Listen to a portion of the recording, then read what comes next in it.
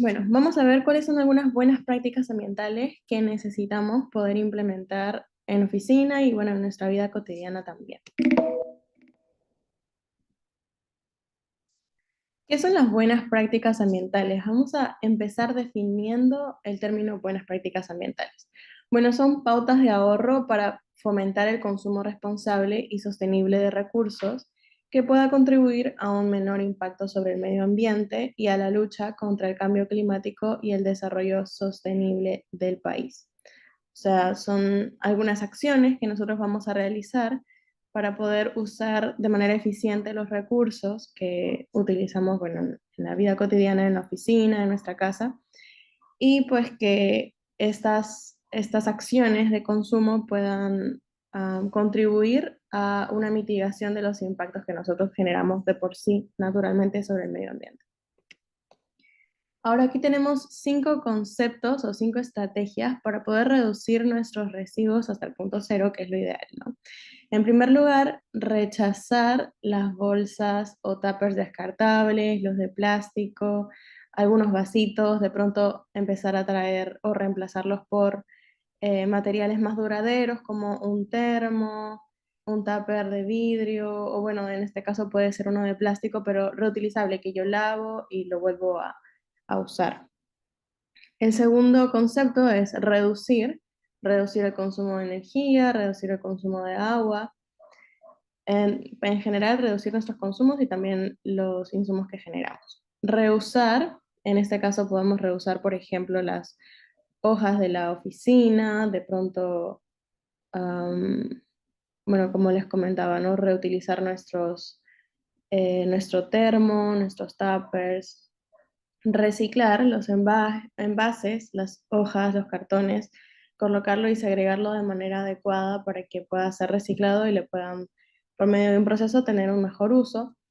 Reparar también caños, tuberías y aparatos electrónicos, cualquier cosa que pueda ser reparado para que pueda funcionar de manera adecuada, hacerlo en lugar de pues desecharlo porque tiene un pequeño daño y comprar otro, ¿no? Eso no nos ayudaría a reducir nuestros residuos, entonces es bueno poder ver siempre la solución de los equipos, de los caños, tuberías que nosotros contamos. Buenas prácticas para reducir nuestro consumo de energía. Vamos a verlas. En primer lugar, el tema de la iluminación. Sabemos que bueno, durante el día, que es usualmente el horario en el que trabajamos, podemos aprovechar la luz solar, ¿no? Es gratuita, no contamina, es algo que simplemente se nos brinda por medio de los rayos solares, ¿no? Debemos abrir nuestras persianas, las cortinas de las oficinas durante el día y los focos que están encendidos, pero que de pronto no hay una necesidad como tal de tenerlos ahí, apagarlos para no consumir tanta energía. Y en caso de que necesitemos utilizarlos, podemos reemplazar los focos incandescentes o los normales por focos ahorradores que cuestan mensualmente una cuarta parte de los focos convencionales, ¿no? Y además de esto, duran 8 veces más e iluminan igual o incluso un poco mejor que las comunes, ¿no? Aquí tenemos algunos ejemplos. Podemos usar iluminarias de bajo consumo, como estos que vemos aquí, o usar la ventilación e iluminación natural, ¿no? Como en esta oficina, por ejemplo. Aquí tenemos más estrategias, el uso de toma corriente, ¿no? Existen aparatos que solamente por conectarlos al toma corriente ya están consumiendo energía, como un consumo fantasma, podremos decirles, ¿no? Aunque estos estén apagados, igual el celular, el cargador de la computadora generan un consumo. Entonces, los cargadores, al estar, por ejemplo, ¿no? En el caso del celular, tenemos que, aun cuando el celular esté apagado, siguen consumiendo el 33% de la energía que cuando está en funcionamiento, cuando estamos cargando el celular. Por eso debemos desenchufarlos o en este caso pues estamos aquí con estos equipos que nos permiten con un clic ya se frena el consumo, ¿no? En otro caso tenemos las computadoras.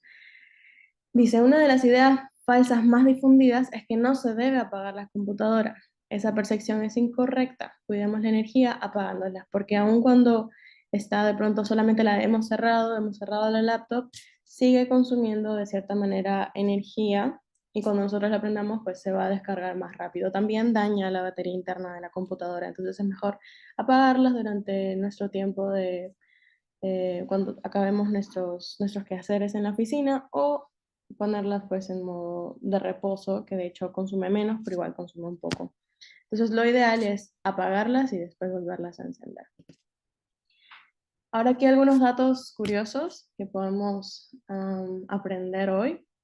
En primer lugar, la mayoría de las computadoras usan el doble de energía habitual para activar las salvapantallas que vemos ahí. Cuando la dejamos encendida y se activa una pantalla predeterminada, dice que usa el doble de energía para para activar este fondo de pantalla de reposo, entre comillas, ¿no?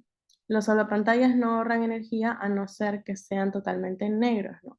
Que sea la pantalla se ve totalmente oscura, ahí recién podría decirse que está ahorrando un poco de energía, pero de lo contrario continúa funcionando como si estuviéramos utilizando la computadora. Número 3, el monitor gasta un 70% del consumo energético total del equipo. Número 4, una laptop consume por término medio de un 50 a un 80% menos energía que cualquier PC de escritorio, ¿no? Y una pantalla plana, un LCD, consume 50% menos energía y emite menos radiaciones que un monitor, estos computadores grandes. Ahora vamos a buenas prácticas, pero para reducir el consumo del agua. ¿Cuáles pueden ser estas buenas prácticas? En primer lugar, uso de dispositivos ahorradores, ¿no? Tenemos inodoros ahorradores, lavamanos ahorradores, en los que se divide el tanque para poder ahorrar la mitad del volumen por descarga. Es decir, si nosotros presionamos un botón, podemos bajar los residuos líquidos y en el otro botón, pues cuando hacemos el 2. Y en el caso de lavamanos también, ¿no? Tienen un sistema de ahorro en base a nuestra necesidad, ¿no? De lo que necesitamos desechar. En grifo de agua, bueno, se recomienda cerrar nuestro caño cuando nos estemos lavando las manos. Lavemos bien eso, ¿no? Debemos lavarnos 20 segundos evitando dejar correr el agua. Es decir, cuando nos mojamos las manos en primer lugar, abrimos el caño, después cerramos el caño para jabonarnos 20 segundos, esperamos, no dejamos los 20 segundos corriendo el agua y después nos enjuagamos. Entonces usamos de mejor manera el recurso hídrico. Reparar las instalaciones de agua, ¿no? Siempre verificar si hay goteros, fugas de agua en el inodoro o paredes mojadas que evidencian una fuga. Y si en caso podemos encontrar alguna de estas fugas, pues podemos reportarlo, ¿no? Para que se hagan las reparaciones necesarias y se deje de consumir, bueno, de desperdiciar agua de manera innecesaria, ¿no? Y el uso de agua del bebedero o filtro de agua para evitar usar agua embotellada o hervir el agua. Siempre es una mejor opción poder hervir el agua, traerlo en nuestro tomatodo, en nuestro termo, o usar agua del bebedero o del filtro eh, para pues no comprar una botella de agua de plástico de manera innecesaria, ¿no? Ahora, buenas prácticas para reducir el papel, el plástico y el vidrio. ¿Cuáles serán? Vamos a empezar por papel. Tenemos evitar imprimir documentos innecesarios. A veces hay algunos documentos que simplemente lo podemos tener de manera digital, no necesitamos imprimirlos. Reutilizar todo el papel que haya sido impreso a una sola cara para imprimir borradores, fabricar bloc de notas. De pronto a veces hemos impreso un documento solamente por una cara, pero podemos usar la otra cara para anotar en alguna reunión y bueno, de esta manera reutilizar el papel. Guardar los documentos en formato digital, muchas veces no necesitan ser impresos, ahora con la tecnología pues podemos tener nuestros documentos de manera digital únicamente, e imprimir en calidad de borrador para evitar el derroche de tinta y facilitar la reutilización. Estas son algunas de las estrategias para poder reducir nuestro consumo de papel. Vamos a ver el siguiente.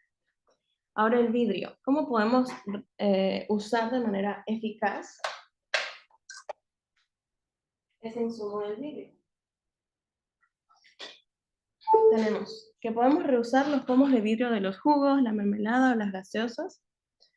para pues otros usos, ¿no? Por ejemplo, ya usé mi pomo de vidrio de la mermelada, se terminó la mermelada, entonces ahora lo uso para traer al trabajo fruta picada de pronto. Entonces le doy un mejor uso en lugar de simplemente botarla. Desechar los pomos en contenedores de reciclaje de vidrio, ¿no? Para que se le pueda dar un mejor uso y no simplemente vaya a un botadero. Rechazar el plástico y preferir el vidrio reutilizable.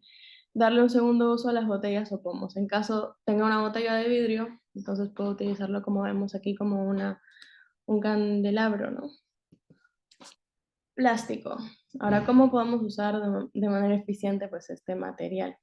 Desechar las botellas en contenedores de reciclaje de plástico para que pues, se le pueda dar un correcto manejo y una buena disposición, o reutilizarlo dentro de lo posible, dándole otro uso, como aquí vemos, transformar una botella en una maceta.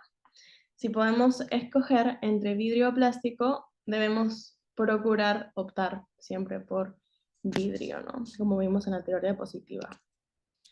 Ahora, buenas prácticas para reducir el uso de las pilas. Sabemos que las pilas contienen pues, elementos tóxicos como el cadmio, litio, mercurio, zinc. Entonces son dañinas, ¿no? Es mucho mejor usar incluso un cepillo de plástico que estos cepillos electrónicos que necesitan pilas. Es mucho más dañino para el planeta, ¿no? Entonces, al final de la vida útil de la pila, si es que tenemos y requerimos usarlas, debemos sí o sí disponerlas en un contenedor destinado, apropiado para pilas, para que se pueda reciclar. Y más que eso, pues tratar, ¿no? Porque al las pilas estar en contacto con el resto de los residuos, incluso puede ser elementos peligrosos al planeta, ¿no? Al final de la vida útil de la pila, como vemos aquí, disponerlas en un contenedor destinado a ellas para su correcto reciclaje. De pronto, si no podemos siempre, no vamos a ir a un centro de acopio de pilas solamente por una pila, ¿no? Entonces podemos de pronto ponerlas en una botella de plástico hasta juntar una botella entera y después poder buscar un contenedor destinado o un lugar de acopio de pilas. Datos curiosos. Reciclar 100 kilogramos de papel salva la vida de 7 árboles. Por cada 2 toneladas de plástico reciclado, podemos ahorrar una tonelada de petróleo.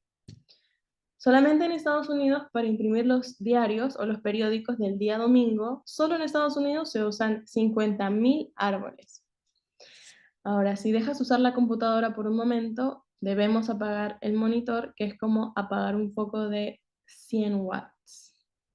Al reciclar una tonelada de papel periódico, se conservan 30.000 litros de agua, porque sabemos que para generar y producir papel periódico también se requiere un consumo de agua. Entonces, al reciclar este material, papel periódico, también podemos conservar esos 30.000 litros de agua, ¿no? Y reciclar una tonelada de papel nos permite ahorrar 20.000 litros de agua. Finalmente, buenas prácticas para reducir los residuos orgánicos.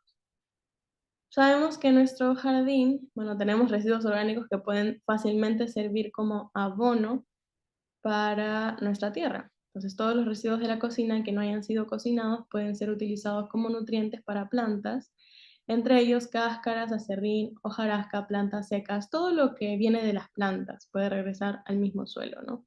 Pero, por ejemplo, los huesos de animales no son orgánicos, no vienen de las plantas, entonces no generan nada bueno. Y si en caso hemos sazonado por ahí las verduras, tampoco debemos ponerlas en la tierra nuevamente. Solamente las cáscaras, lo que de por sí nos brinda la naturaleza de manera natural, como el mismo nombre lo dice.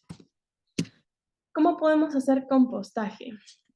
Bueno, el compostaje se realiza pues en estos pellets de madera y tenemos que poner una capa de tierra seca, una capa de hojarasca, capas de estos residuos que vemos aquí, hojas secas, frutas, cáscara de frutas, madera, acerrín, y vamos haciendo capas hasta que estos residuos se descompongan, ya no los notemos más, y podemos pues echarlos a nuestra tierra, a nuestras plantas, porque estos residuos tienen unos nutrientes muy importantes que las plantas realmente necesitan para poder desarrollarse, ¿no?